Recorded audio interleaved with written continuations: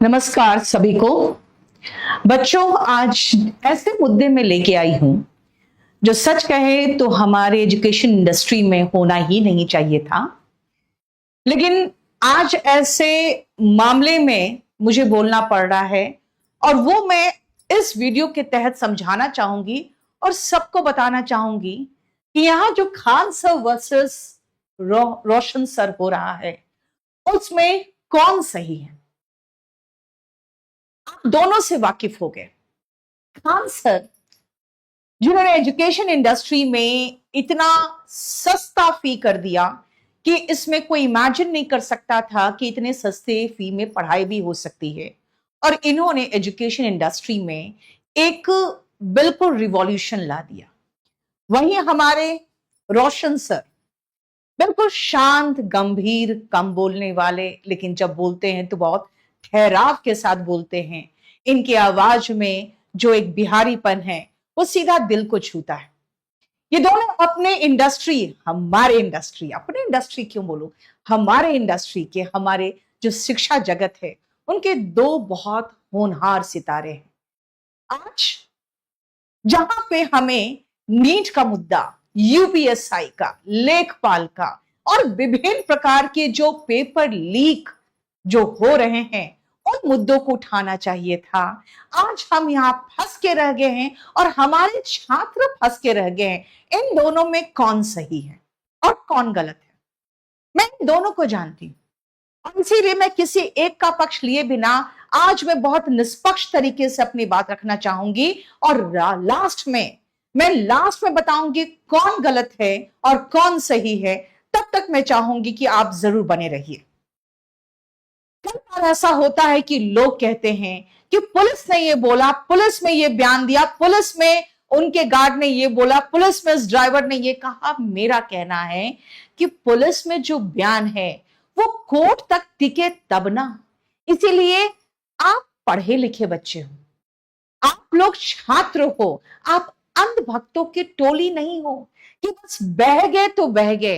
आपको सबसे पहले परखना चाहिए और दोनों को एक पलड़े में रख के देखना चाहिए कि दोनों में कौन सही है कौन गलत है, और फिर अपने विवेक से काम लेना चाहिए। उसके लिए बस आपका कुछ मिनट मुझे चाहिए ताकि मैं दूध का दूध और पानी का पानी कर सकूं। ये हमारे इंडस्ट्री के दो ऐसे होनहार शिक्षक है जिन्होंने पूरे के पूरे पटना में बिल्कुल एक जो सिलेक्शन है उसका बाढ़ लेके आए थे, और शायद इसी सिलेक्शन के बाढ़ में इन दोनों के जो स्टाफ है, जो इनके जो कर्मचारी है, उनके टकराव ने आज इन दोनों को ये प्रॉब्लम में डाल दिया है। अब एक बात आपसे भी पूछना चाहूंगी कि जब कोई किसी भी नेतागण को आप देखते हो, किसी भी पार्टी का कोई भी नेता अगर कोई अपराध करता है, अगर कोई चलो रेप ही कर लेता है, तो क्या आप सीधा उसके टॉप मोस्ट बॉस से कहते हो, उस जो पार्टी है, पॉलिटिकल पार्टी के हेड से कहते हो कि आप गलत हो? क्या उसे डाला जाता है कि जो गलत करता है उसे डाला जाता है? अब इसी बात पे सबसे पहले मैं चलूंगी कि हमारे एजुकेशन इंडस्ट्री पे जो आज ये दोनों भुगत रहे हैं, मैं बहुत सालों पहले भुगत चुकी हूं और ये चीज से मैं निपटना सीख चुकी हूं। वो आती हूं सबसे पहले कि मुद्दा कहां से शुरू हुआ। तो सबसे पहले आप इस वीडियो को देखिए कि ये वीडियो को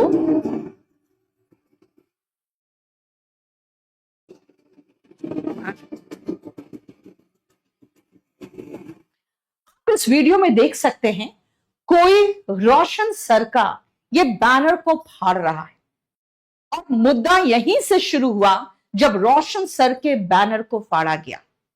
अब आप एक चीज और देखिए कि ये जो बैनर पोस्टर है ना, ये आज से नहीं, मैं तो 20 सालों से देखते आ रही हूं कि एक पोस्टर के ऊपर दूसरा पोस्टर चिपकाना बहुत आसान होता है, क्योंकि पहले से एक स्मूथ सरफेस होता है, वहीं पे लगा दिया जाता है।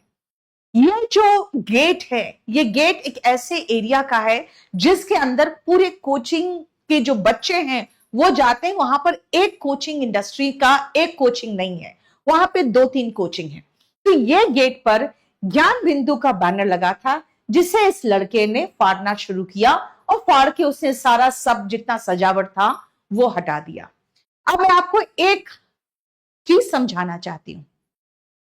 जब मेरा भी कोई बैनर या पोस्टर फाड़ता है ना, तो अब तो खैर इतनी जान पहचान हो गई है कि मैं सीधा कहती हूँ फोन करके ही कि सर, आपका आदमी हमारा बैनर फाड़ दिया, क्या करना है बताइए। तो हम लोग में इतनी अंडरस्टैंडिंग हो गई है कि उसको पता है कि मैम ने कॉल किया है, तो ऑफ कोर्स मैं उनसे सीनियर है, तो जब मैं बात करती हूँ ऐसे लैंग्वेज, वो कहता है अच्छा अच्छा मैडम मैं देखता हूँ। ऐसा बिल्कुल नहीं होना चाहिए, मैं देखता हूँ। और हम लोग, क्योंकि देखो मैं भी एक छोटा मोटा कोचिंग तो चलाती हूँ, कम से कम 5-6 सेंटर्स है, तो हर जगह पे, हर एरिया में, यहाँ पे मुखर्जी नगर हो, जीटीबी नगर, उत्तम नगर, सब जगह पे जहां पे भी कुछ ऐसा बात आता, कहता मैम उस कोचिंग वाले ने हमारा पोस्टर ढक दिया।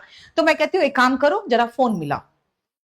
एक बार ऐसे ही अभी हाल फिलहाल किसी ने हमारे ही बारे में कुछ बोला है, तो चेहरे पे कालिक पोत के, तो मैंने उसके जिसने बनाया था वीडियो उसको फोन मिलाया, तो उसके स्टाफ ने कहा कि सर हॉस्पिटल में है। तो मैंने कहा कि यार सर हॉस्पिटल क्यों चले गए, खाली उनको तो यही बोलना था मुझे कि सर फोटो लगाए तो सुंदर सा फोटो लगा दीजिए, कालिक पोत के मुंह में फोटो क्यों लगा दिए, बस इतना बोलना था। तो बात क्या है ना कि कोई भी चीज का एक तरीका होता है।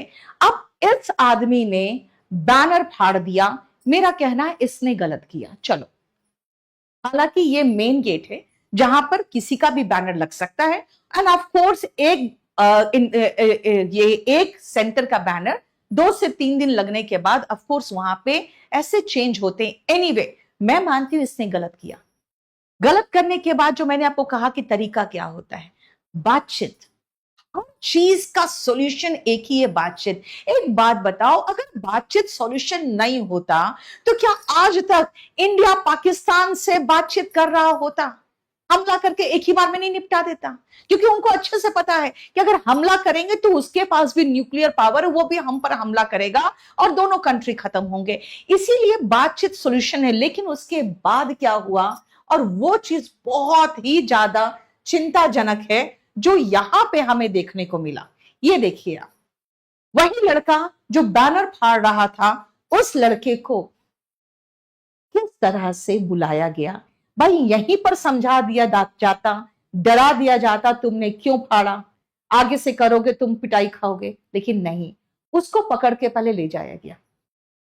अब ये जो येलो शर्ट वाला है, क्या इसको रोशन आनंद सर ने कहा होगा कि तुम ले जाके उसको ऐसे सब लोग मिलके मारो? कभी नहीं बोल सकते हैं वो। मैं उनको पर्सनली जानती हूं। ये लोग कौन है मैं बताती हूं। ये लोग वैसे ही अंधभक्त हैं, वैसे ही छुटभइये नेता हैं, जो अपने सीनियर नेता का इज्जत मट्टी पलीद करने के लिए तुले रहते हैं। ये वही छुटभइये नेता की तरह काम कर रहे हैं, जिनका काम ही होता है कि ऐसे सेंटेंस दे दो, ऐसे स्टेटमेंट दे दो, ऐसे काम कर दो कि सीधा सीधा, अच्छा बीजेपी इसकी पार्टी का देखो नेता ऐसा है, अच्छा कांग्रेस पार्टी, अरे उसका तो लोग ही ऐसे सारे गुंडे। बस प्रॉब्लम क्या है ना, ऐसे छुटभइये लोगों के चक्कर में सारे लोग मारे जाते हैं, और वो मारे जाते हैं जिनका काम इनसे दूर दूर तक ये कह के तो कभी भी रोशन आनंद सर नहीं बोल सकते कि तुम जाके ऐसे मारो पीटो। अब सबसे पहले देखिए किस तरह से गुंडाई शुरू हो गया है। अब ऐसे गुंडाई जब शुरू होते हैं ना, आप देखो किस तरह से, इस तरह से अगर पथराव किया जा रहा है, इस तरह से मारपीट किया जाएगा, तो कहीं पर भी पैनिक हो जाते हैं लोग। और यही पैनिक का नतीजा है जो इसके बाद जो घटना हुई। आपको मैं दिखाती हूं, जिस लड़के को पीटा गया है, उसको पीटने के बाद ये इस तरह से जो हमलावर हुए हैं लोग, इनको क्या मतलब था इस तरह से मारपीट करना, सब तोड़ फोड़ मचाना। आप खुद देख सकते हैं किस तरह से तोड़फोड़ मचाया जा रहा है। मैं बिल्कुल सामने से हट जा रही हूं और आपको दिखा रही हूं कि किस तरह से तोड़फोड़ मचाए जा रहे हैं। खुद सोचिए, जब इस तरह से तोड़फोड़ मचता है तो एक पैनिक का सिचुएशन क्रिएट होता है। अगर मेरे रूम के बाहर, मेरे घर के बाहर, मेरे स्टूडियो के बाहर इस तरह से पथराव शुरू हो और लगेगा कि जैसे कोई पत्थर मार रहा है और अभी दरवाजा तोड़ के अंदर आ जाएगा, तो इस सिचुएशन में आदमी पैनिक्ड हो जाता है। आप खुद देखिए, जिस लड़के को इन लोगों ने पीटा है, आप खुद देख सकते हैं किस तरह से तोड़फोड़ मचाए जा रहे हैं। अब इस तरह के तोड़फोड़ का सिचुएशन में एक तो सबसे पहले मेरा सवाल, ये सब देखने के बाद मेरा सवाल सीधा सीधा पटना प्रशासन से है। आप मुझे एक बात बताइए, आप छुटभइये नेताओं को XYZ सिक्योरिटी देते हैं, क्या आपको पता नहीं है कि बिहार के दो होनहार लाल यहां पर हैं? यहां पे हजारों की संख्या में छात्र हैं। यहां पे इन दोनों के बीच में हमेशा थोड़ा बहुत इस तरह सा लेकर इनके स्टाफ के बीच में टसल रहता है।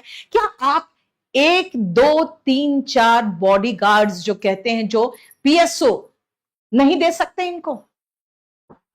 यहां पे क्या कुछ पुलिस वालों की तैनाती जरूरी नहीं है? सबसे गंदी बात तो यह है कि सबसे बड़ा एरिया है छात्र का ये पटना एरिया, और इस एरिया में बड़े सारे कोचिंग है।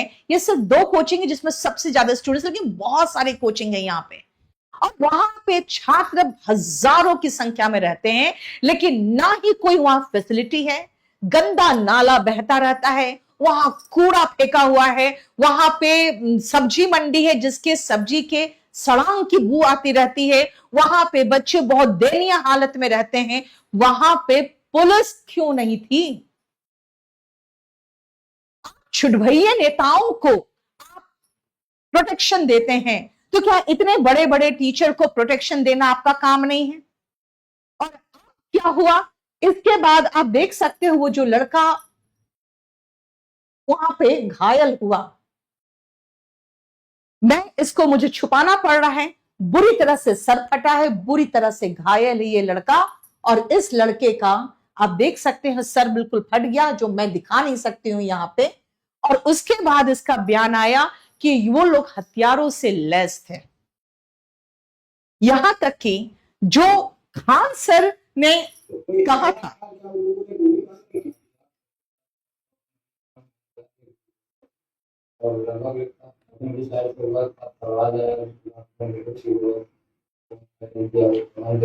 इसका कहना है कि सब लोग हथियार लेके घूम रहे थे और फायरिंग की आवाज आई।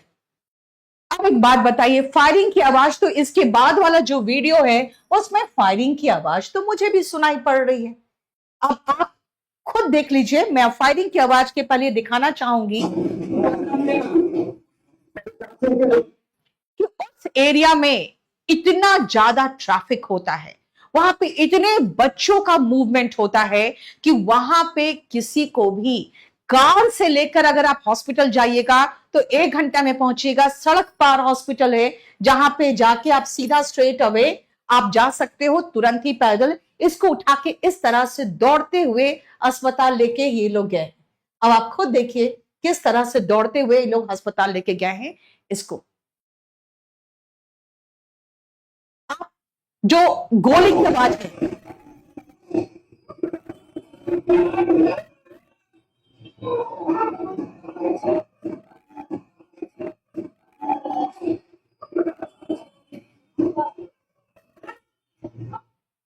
अब गोली की आवाज साफ साफ आपको सुनाई दे सकती है।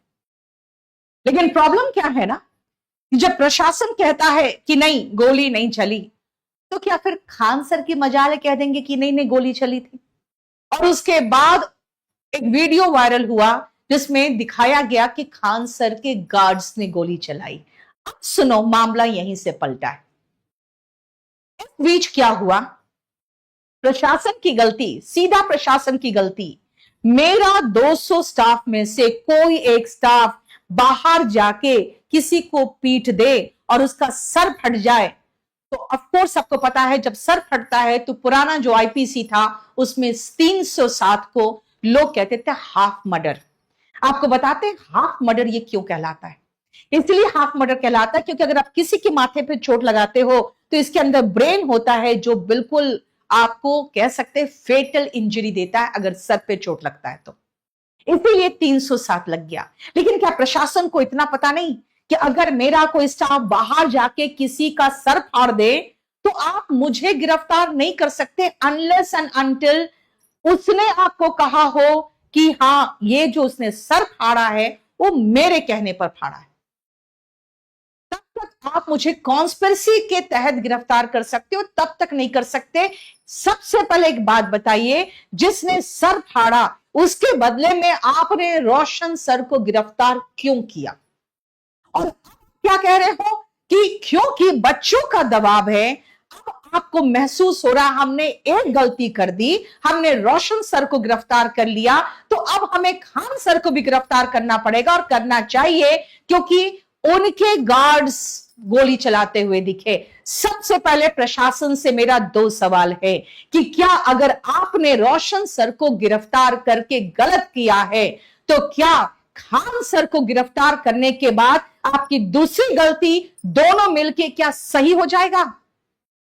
एक कहावत है, two wrongs can not make a right.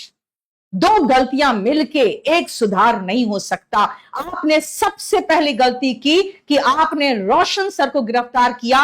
अगर उनका कोई कर्मचारी, उनका ड्राइवर या उनके टीचर का ड्राइवर ने अगर किसी पर हमला किया था तो आपको रोशन सर को गिरफ्तार नहीं करना चाहिए था। और आपकी सबसे बड़ी गलती कि जिस जगह पे हजारों हजार छात्र का मूवमेंट है, जहां पे भारत के दो बड़े शिक्षक रह रहे हैं और जहां पे एक बहुत ही फेमस जिसको कह सकते हैं यूट्यूब के स्टार टीचर जो है हमारे खान सर वो रह रहे हैं, आप उनको प्रोटेक्शन तक नहीं दे रहे। छुट भैया, दो दो कोड़ी के नेताओं को आप प्रोटेक्शन दिए रहते। उनके साथ में देखती हूं गनमैन में, बिहार पुलिस का गनमैन क्यों नहीं था इनके साथ?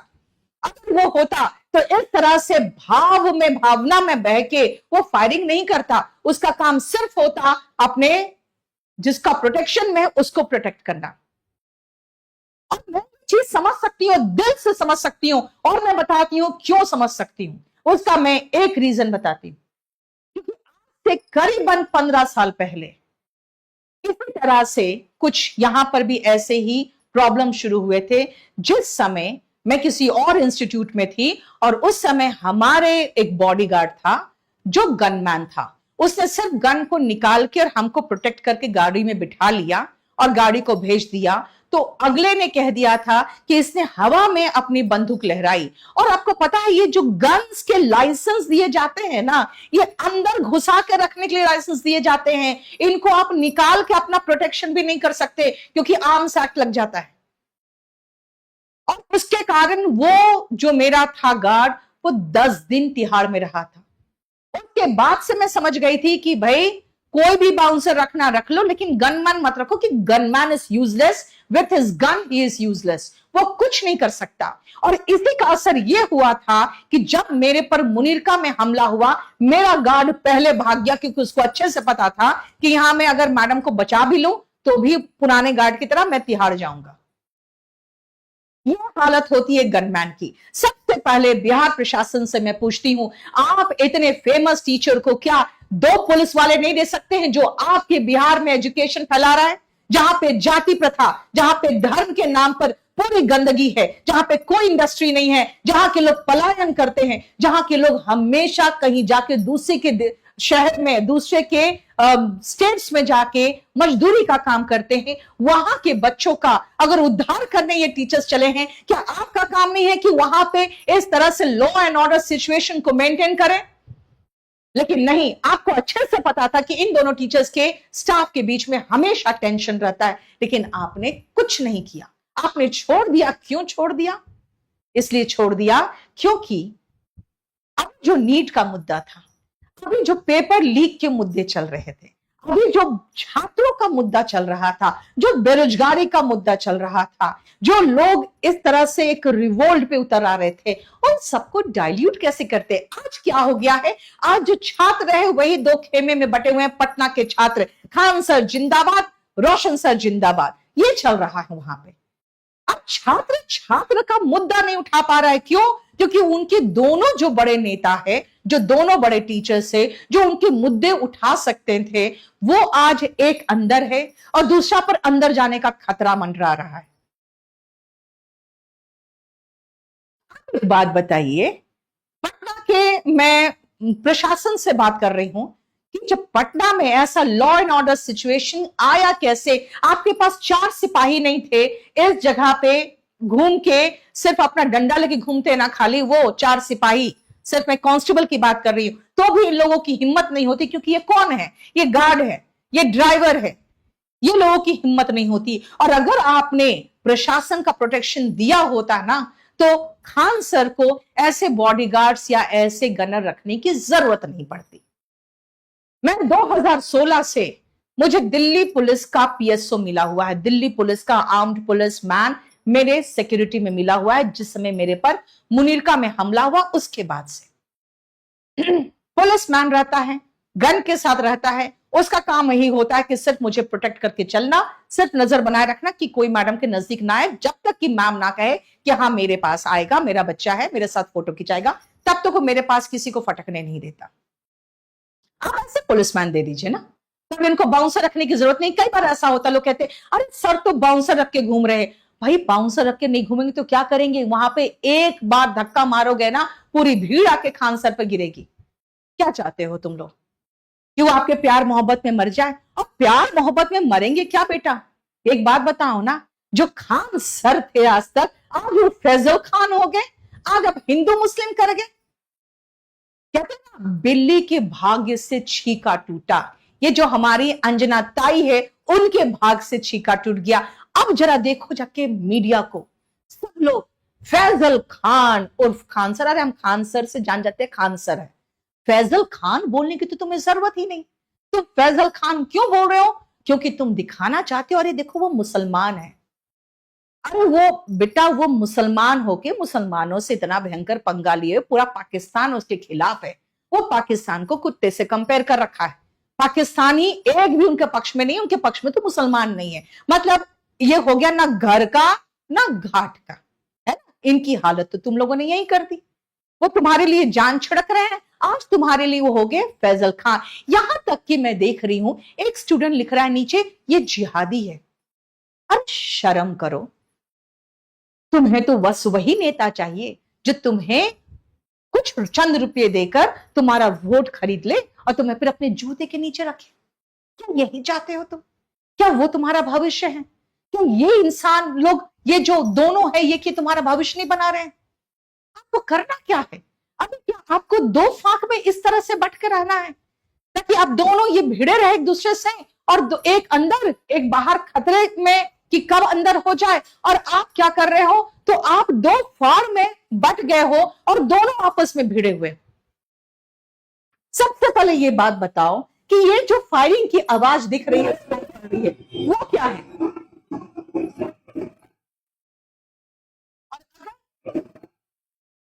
अगर ये सभी चीजें अगर आपको समझ में आ रहा है, तो आपसे मैं एक बात और पूछूंगी कि भाई, जो एक मैंने शुभांकर मिश्रा के साथ इनका पॉडकास्ट देखा था, इनका कहना था हमने अपना सारा पैसा लगा दिया, हमने अपना सारा पैसा लगा दिया। क्यों? क्योंकि मैं चाहता हूं कि बिहार का भला हो। हम 5 रुपए में, 10 रुपए में, 15 रुपए में, 25 रुपए में। अरे मैं यही पूछ रही हूं, एक बात बताओ, तुम लोग सिर्फ एक बात पे इन पे भड़के हुए हो कि सर ने इल्जाम लगाया था कि मैंने फायरिंग की आवाज सुनी और फायरिंग करने वाला इनका ही आदमी निकला।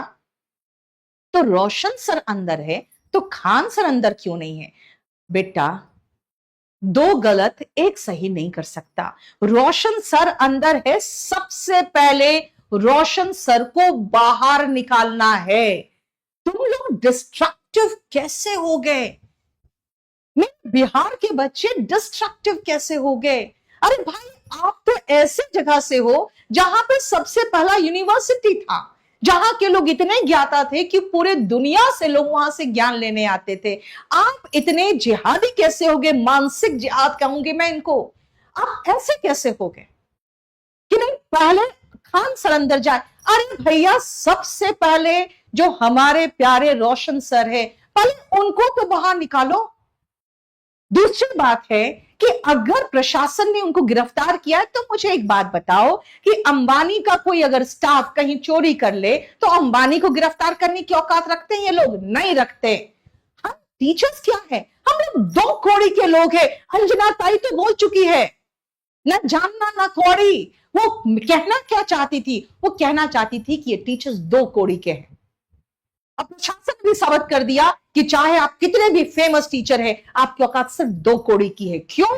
क्योंकि आप कोचिंग माफिया है। कभी भी ये प्रशासन, कभी भी ये देश नहीं कहता है कि पेपर लीक माफिया है, यहां पे नहीं कहता है कि यहां पे नकली पनीर माफिया है, कोई नहीं कहता है कि यहां पे भर्ती बोर्ड माफिया है, कोई नहीं कहता है कि यहां पे दवा माफिया है, कोई नहीं कहता है कि यहां पे रोड माफिया है, लेकिन कोचिंग माफिया है। क्यों? क्योंकि हम एजुकेशन बांटते हैं और एजुकेशन से लोगों में अवेयरनेस आता है। बस यही तो नहीं चाहिए। कहते हैं अगर आपको गुलाम बना के रखना है किसी भी देश को, तो उसे एजुकेट होने मत दीजिए। और यही चीज हो रहा है यहां पे कि आपको इतना मानसिक रूप से गुलाम बना दिया जाता है कि आप एजुकेटेड मत होइए। आज क्या हो रहा है, कोई भी पेपर लीक की बात नहीं कर रहा है। 2 लड़के मुझसे मिलने आए कि हम लोग ऐसा करेंगे वैसा करेंगे। मैंने कहा एक बात बताओ, 3 कोचिंग वालों का कोचिंग सेंटर सील हो गया, तुमने कुछ किया? तो क्यों चाहते हो मैं तुम्हारे लिए कुछ करूं? तो भाई यहां पर हम लोग को, सबको कोचिंग माफिया, अनाधिकृत तरीके से खोले हुए कोचिंग सेंटर से हम लोग माफिया है। क्यों है? क्योंकि आज हम लोग वो काम कर रहे हैं जो इस देश की मीडिया को करना चाहिए था। आज हम वो अवेयरनेस फैला रहे हैं, आज हम उन मुद्दों को उठा रहे हैं जो मीडिया को करना चाहिए था। क्यों झाल लगा था वो मैडम झालमुड़ी को, वो मैं आपको बताती हूं। वो इसलिए लगा था क्योंकि 2014 में इन मैडम को हम लोग हाथ जोड़ के कहते थे, मैडम आप अगर आ जाओगे ना तो हमारा मुद्दा हाईलाइट हो जाएगा, हमारे बच्चों को इंसाफ मिल जाएगा। 2013-14 में भी एसएससी का कांड हुआ था, तो हम इनको हाथ जोड़ के बुलाते थे। आज बुलाते ही नहीं है, भाड़ में जा तुम लोग, हम लोग खुद ही मुद्दा उठा लेते हैं। और हमारे पास ज्यादा व्यूअर्स है, हमारे पास बिल्कुल जो कहते हैं जो स्पेसिफिक होने चाहिए, जो हमें चाहिए हमारे छात्र, हमारे पास वो है। हम इनके पास जाते नहीं है हाथ जोड़ के, तो अब इनको झाल लगता है। तो आज इनको इतना झाल लग रहा है हमारे मीडिया वालों को कि आज खान सर फैजल खान हो गए। एक लड़का कह रहा है कि वो जो कोल्ड स्टोरेज वाला है ना, जहां पे खान सर का सेंटर है, वो कोल्ड स्टोरेज वाला लड़की सप्लाई करता है। अब बताओ, इसकी मानसिकता देख के मुझे आश्चर्य हुआ कि ये स्टूडेंट है, कल को कि ये बिहार पुलिस या बिहार दरोगा में जाएगा तो इसके दिमाग में तो लड़की लड़की ही रहेगा। अरे भैया, वही कोल्ड स्टोरेज में दोनों का कोचिंग सेंटर है, और उसका मालिक अगर लड़की सप्लाई करता है कि क्या करता है, हमें तो पता ही नहीं, हम नहीं जानते, तो क्यों हम उस बारे में बात करें? इनको पूछना चाहिए कि इनको 107 करोड़ कहां से ऑफर हुआ था। मैं बताती हूं कहां से हुआ था, उनको अनअकैडमी से हुआ था ऑफर। और यार पूरी दुनिया जानता है, तुम ही नहीं जानते तो तुम गधे हो।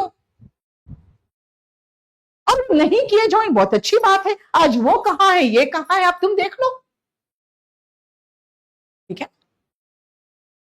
आप ये हॉस्पिटल खोल रहे खान सर, मैं आपको स्पेशली वार्न करती हूं, जो आपको एक छोटी सी चीज के लिए माफ करने को तैयार नहीं है कि अगर वो गोली चलाने वाला आपका ही गनर निकल गया है, इसीलिए खान सर को गिरफ्तार करो।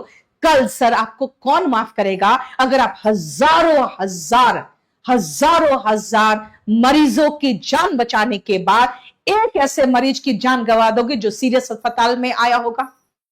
एक मरीज मरेगा ना तो खान सर हत्यारा है, यही हो जाएगा सीधा सीधा।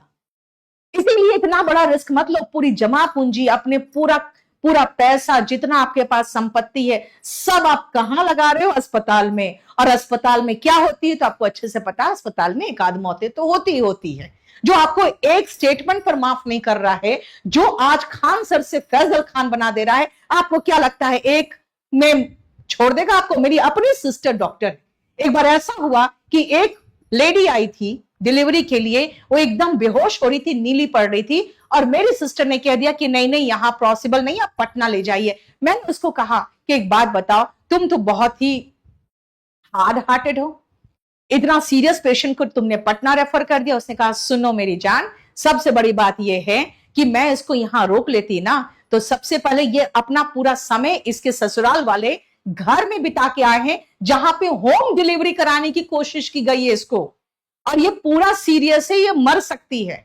अगर इसको हम यहां एडमिट कर ले और हम इसकी जान बचाने की भरसक प्रयास भी करें ना, और बाई चांस अगर ये मर जाए, तो सबसे पहले कि जो जिंदा बहू थी वो इनकी नौकरानी थी, और मरी हुई जो बहू होगी ना, इसके लिए लखपति होगी, क्योंकि कम से कम ये लोग 5 से 7 लाख रुपया हमारे से वसूलेगा, पूरा मेरा हॉस्पिटल तोड़ेगा, और उसके बाद मरे हुए बहू का 5-7 लाख रुपया लेके उसके बाद ये मामला रफा दफा करवाएगा पुलिस से, उसके बाद जाएगा। ऐसा हमको दयावान नहीं बनना है, मेरी अपनी बहन ने कहा था।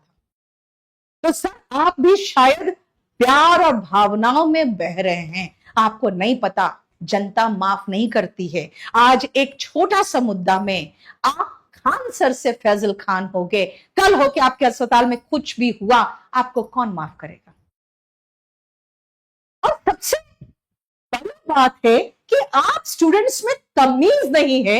मुझे बड़ा आश्चर्य हो रहा है कि हमारे स्टूडेंट्स जो मेरे बिहार, बेटा हमारे भी नहीं कहूंगी, मेरा जो बिहार है, उस बिहार के बच्चे इतने बदतमीज कैसे हो गए कि तुम लोग अपने गुरु को गाली दे रहे हो, जो तुम्हारे लिए एजुकेशन में रिवॉल्यूशन लेके आया, हर बात में खड़े रहते हैं साथ में, तुम्हें पता भी है, तुम्हें समझ भी है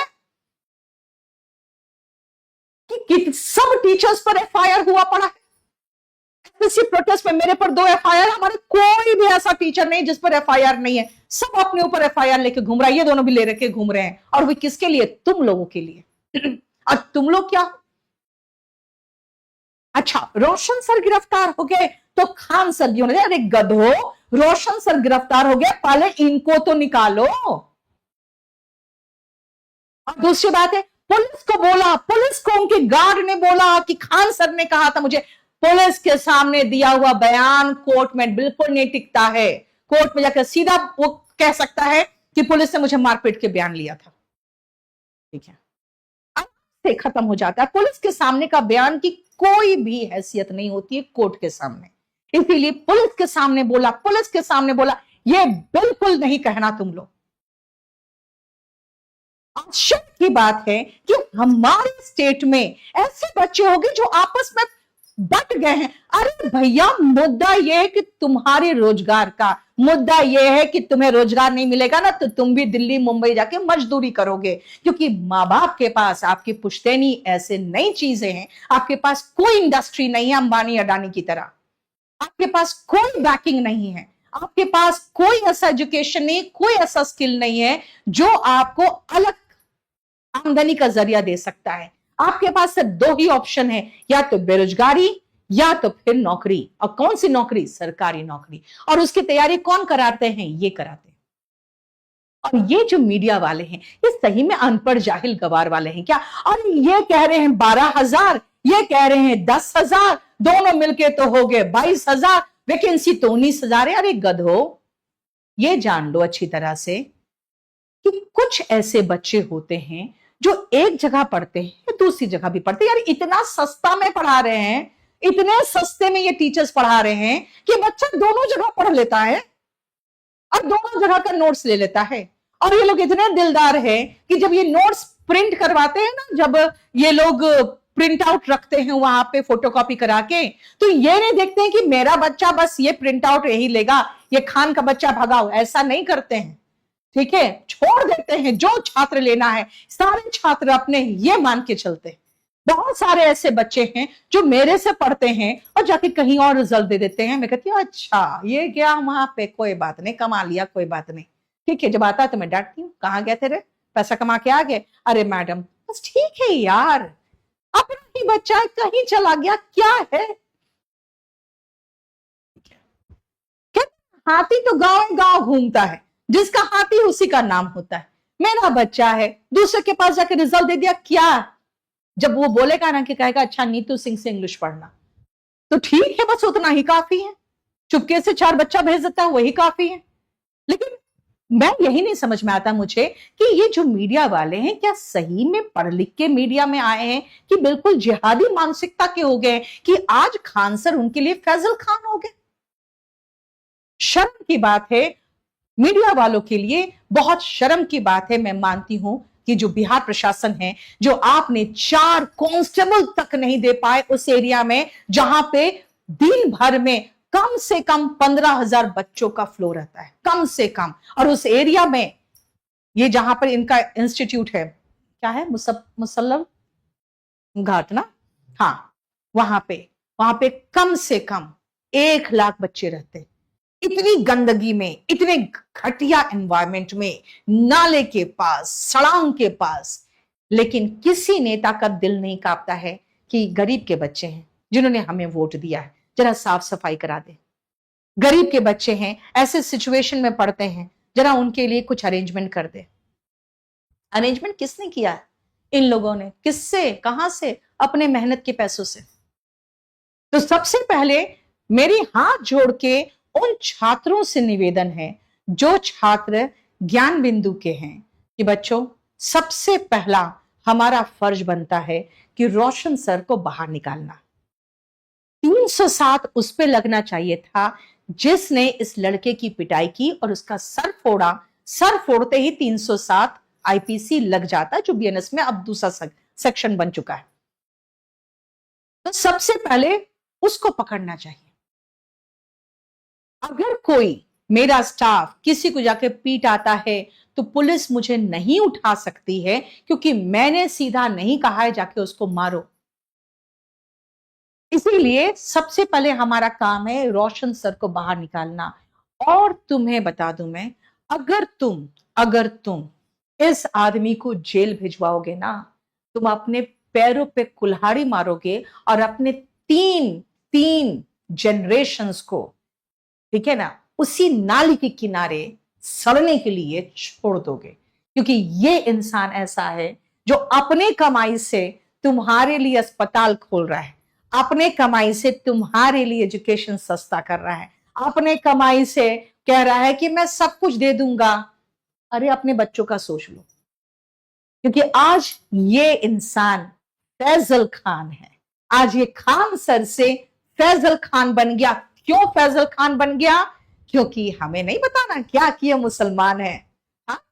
हमें तो बताना पड़ेगा ना कि ये आदमी मुसलमान है।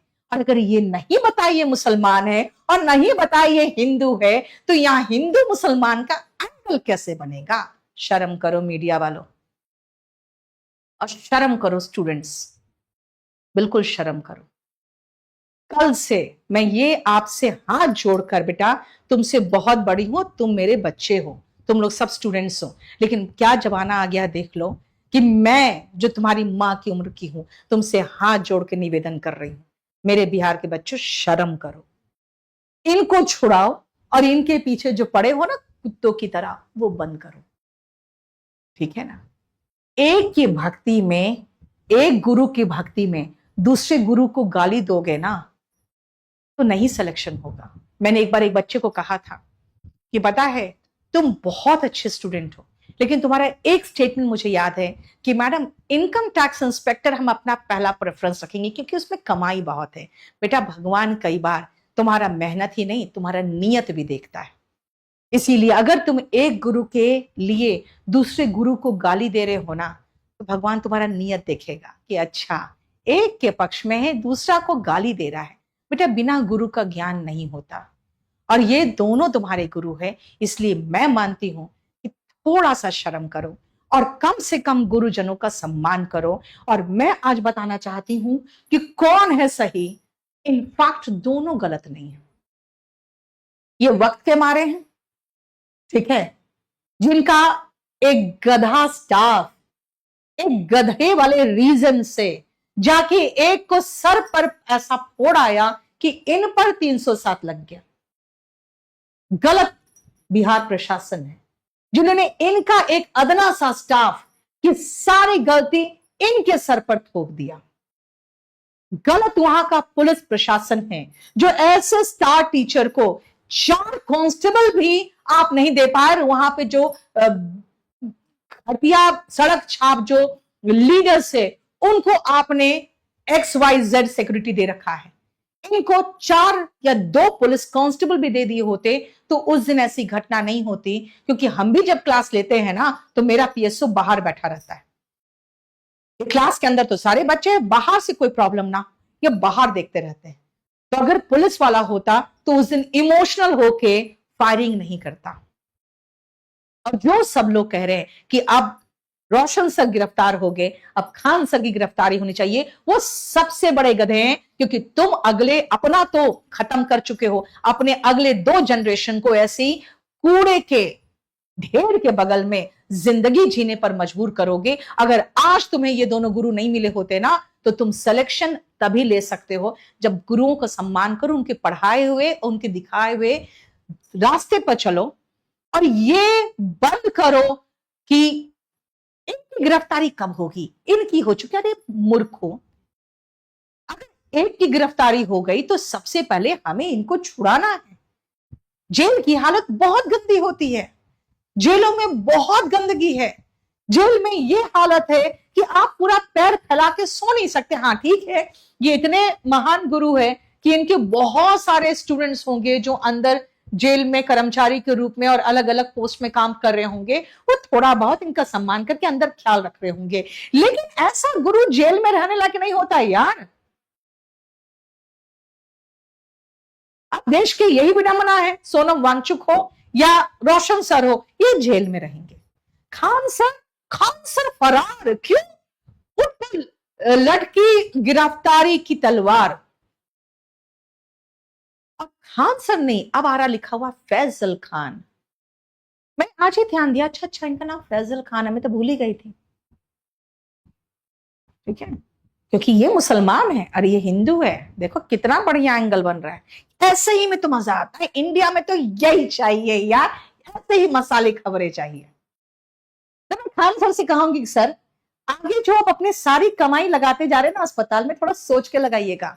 एक भी टपका ना तो आपको वहां के लोग टपका देंगे, ठीक है ना, एक भी टपका, क्योंकि हजारों बचेंगे तो एक तो टपकेगा, क्योंकि आपको अच्छे से पता है कि वहां पे जड़ी बूटी घरेलू नुस्खा यही सब करते हैं, क्योंकि जहां पे जितनी ज्यादा बेरोजगारी है, जितनी ज्यादा अनपढ़ता है, उतने ज्यादा सुपरस्टिशन होते हैं। वो लोग घर में मिर्च मसाला देके उसको कुछ ना कुछ टोटका करके आधमरा करके लाएंगे और आपके अस्पताल में वो टपक जाएगा, और उसके बाद आपके अस्पताल में तोड़फोड़ होगा, आपसे पैसे वसूले जाएंगे और आप फिर बन जाएंगे फैजल खान, जिहादी, मर्डरर। तो पहले सोच के चलिएगा।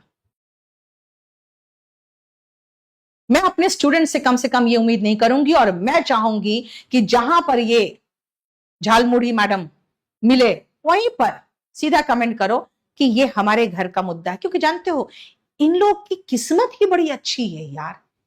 अरे कहे ना, कुछ ऐसे लोग होते हैं जिनकी किस्मत में ही एकदम फर्स्ट क्लास लिखा रहता है।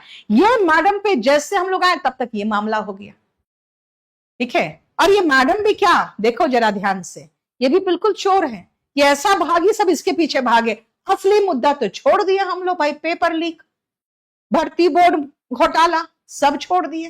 कहां भागे? अंजना मैडम के पीछे। अरे यार किसके पीछे भाग रहे हो?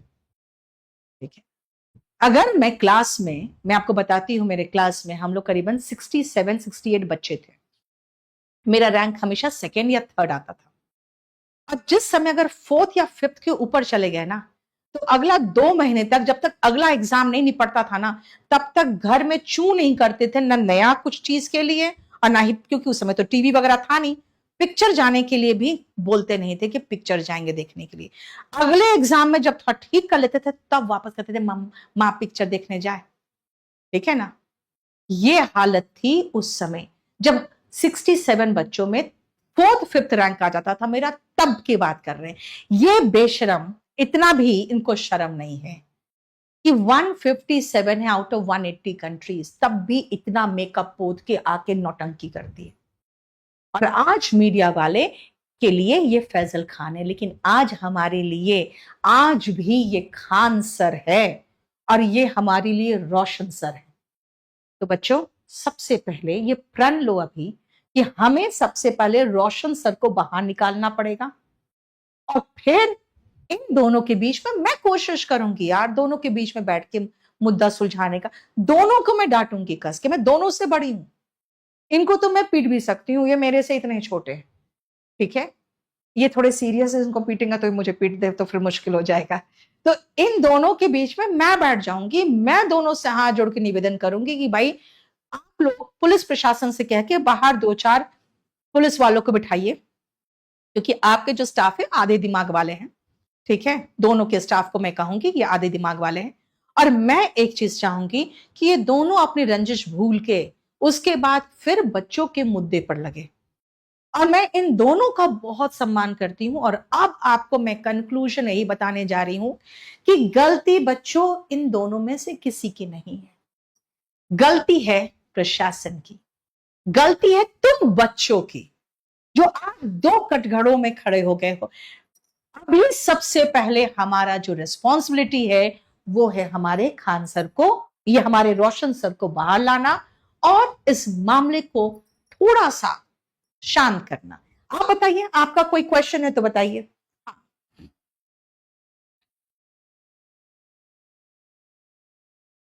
चलिए, मैं चाहूंगी कि आप इन सभी को प्यार दीजिए, इन दोनों को भरपूर प्यार दीजिए, लेकिन एक के प्यार में दूसरे से नफरत, एक से प्यार में दूसरे से नफरत मत करिए।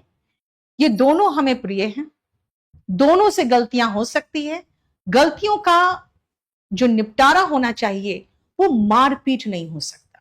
अगर मैंने आपका पैम्पलेट फाड़ा, आपका पोस्टर फाड़ा, आप मेरा फाड़ दो, फिर मैं आपका फाड़ूंगी, आप मेरा भी फाड़ दो, ठीक है। उसके बाद मैं आपको डांटूंगी, आपने मुझे डांट दो, हो गया खत्म मामला। आप अपने रास्ते, हम अपने रास्ते, हम इधर लगाएंगे, आप उधर लगाना, ऐसे हो जाए ना।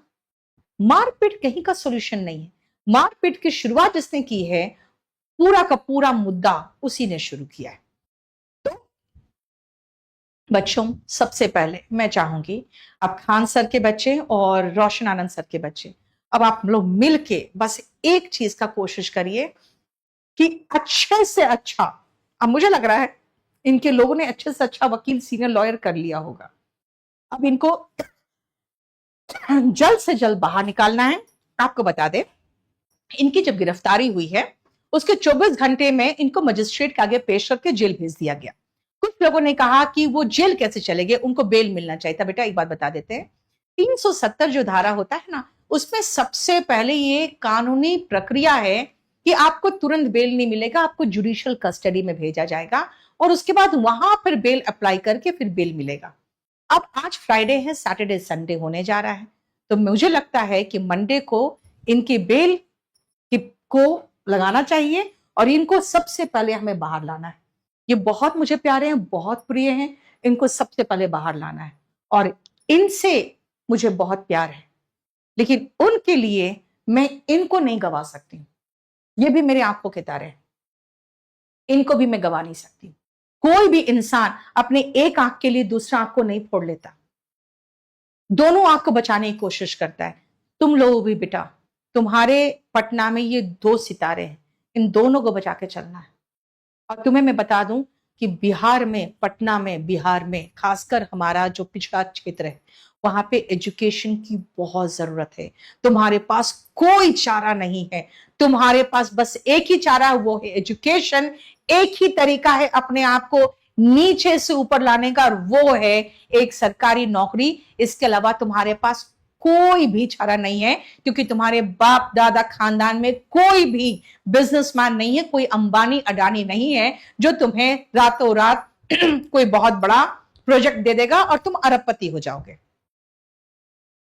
तुम्हारे पास सिर्फ एक चारा है, 60, 70, 80 हजार की एक नौकरी मिल जाए तो अपना घर परिवार पाल लोगे। और एक सरकारी नौकरी बहुत सम्मान दिलाता है, खासकर बिहार में, तो वो सम्मान मिल जाएगा। इसीलिए प्लीज इन दोनों सितारों को बचाइए।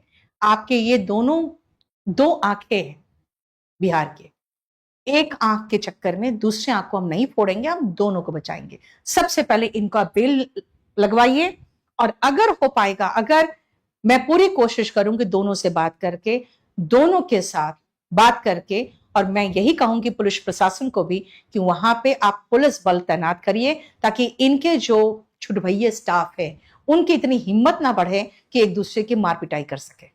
धन्यवाद।